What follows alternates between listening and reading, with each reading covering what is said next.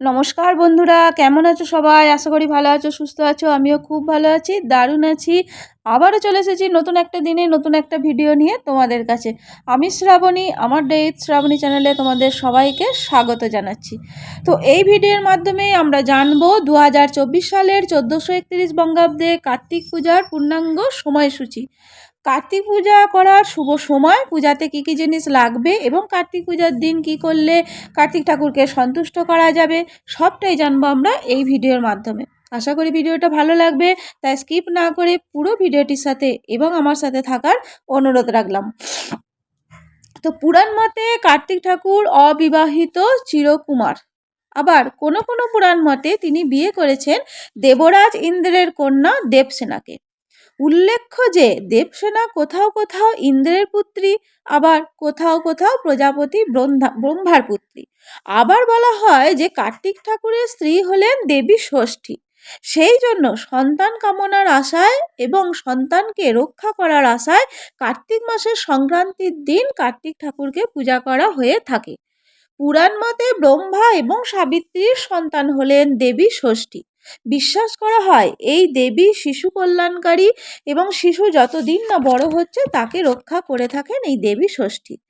কোনো শিশুকে যদি কেউ কষ্ট দেয় বা তার অনিষ্ট চিন্তা করে তাহলে দেবী ষষ্ঠী কবি ক্রুদ্ধ হন, এমনটাই বিশ্বাস করা হয়ে থাকে।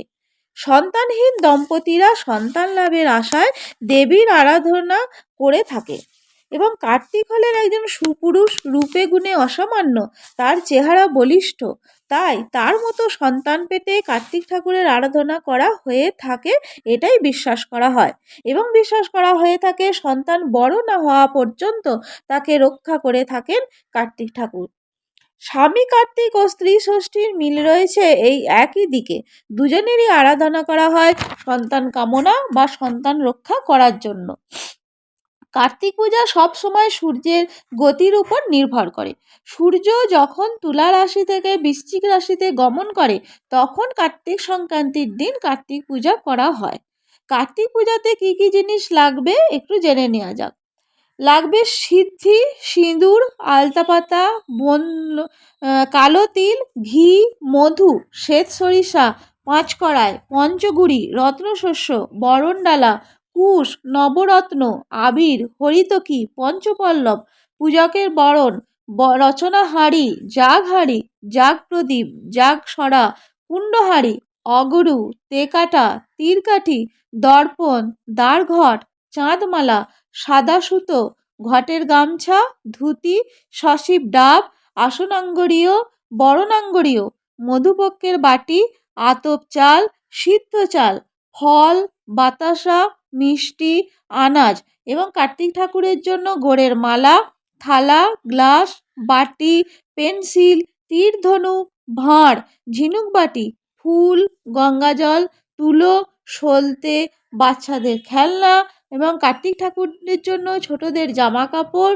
ঘুড়ি, লাটাই, তুলসী পাতা এবং আরতির সরঞ্জাম, কর্পূর ইত্যাদি লাগবে।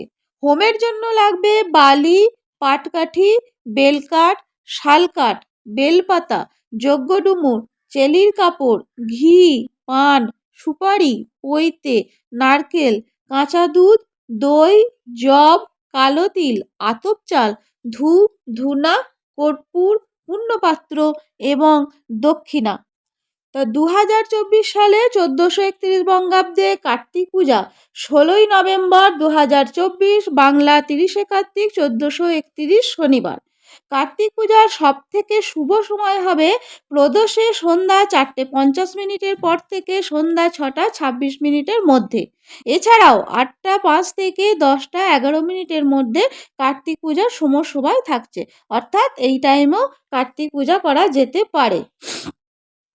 ওং কার্তিকেয় মহাভাগ দৈত্য দর্পণ নিষূদন প্রণতহং মহাভাগ নমস্তে শিখি বাহন রুদ্রপুত্রং নমস্তভ্যং শক্তিহস্ত বরপ্রদ সন্মাতর মহাভাগ তারকান্তা করো প্রভু মহাত পঞ্চী ভগবান পিতুর্মাতু প্রিয় সদা দেবানাং যজ্ঞ রক্ষার্থং জাতকং গিরিশিখৈ শৈলত্য জায়ং ভবতে তুভ্যং নিত্যং নমো নমঃ।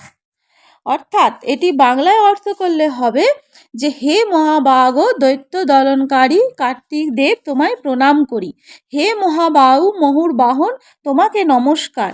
হে রুদ্রের পুত্র শক্তি নামক অস্ত্র তোমার হাতে, তুমি বর প্রদান করো। ছয় কার্তিক তোমার ধাত্রী মাতা, জনক জননী প্রিয় হে মহাভাগ, হে ভগবান তারকাসুর বিনাশক, হে মহাতপস্বী প্রভু তোমাকে প্রণাম। দেবতাদের যজ্ঞ রক্ষার জন্য পর্বতের চূড়ায় তুমি জন্মগ্রহণ করেছ। হে পার্বতী দেবীর পুত্র তোমাকে শতকোটি প্রণাম করি। তো এই ভিডিওটি আমি এখানেই শেষ করছি। আশা করি ভালো লেগেছে। তো এতক্ষণ আমার সাথে থাকার জন্য তোমাদের অনেক অনেক ধন্যবাদ। আর ভিডিওটি যদি ভালো লেগে থাকে অবশ্যই লাইক কমেন্ট শেয়ার করে আমার পাশে থাকার অনুরোধ রইল। এবং আমার চ্যানেলের যারা নতুন বন্ধু আছো, চ্যানেলটি ভিজিট করছো অথচ এখনও সাবস্ক্রাইব করোনি, তারা সাবস্ক্রাইব করে পাশে থাকা অল বাটনটা অন করে রেখে আমার পাশে থাকবে। আর অল বাটনটা এই জন্যই অন করতে বললাম যে যাতে আমি যখনই কোনো নতুন ভিডিও আপলোড করব তোমাদের কাছে সেটা আগে নোটিফিকেশন চলে যাবে এবং তোমরা সেটা দেখে নিতে পারবে। তো আজকের জন্য বিদায় নিচ্ছি। দেখা হবে অবশ্যই পরের একটা ভিডিওতে। ততক্ষণ তোমরা সুস্থ থাকবে, ভালো থাকবে, সাবধানে থাকবে।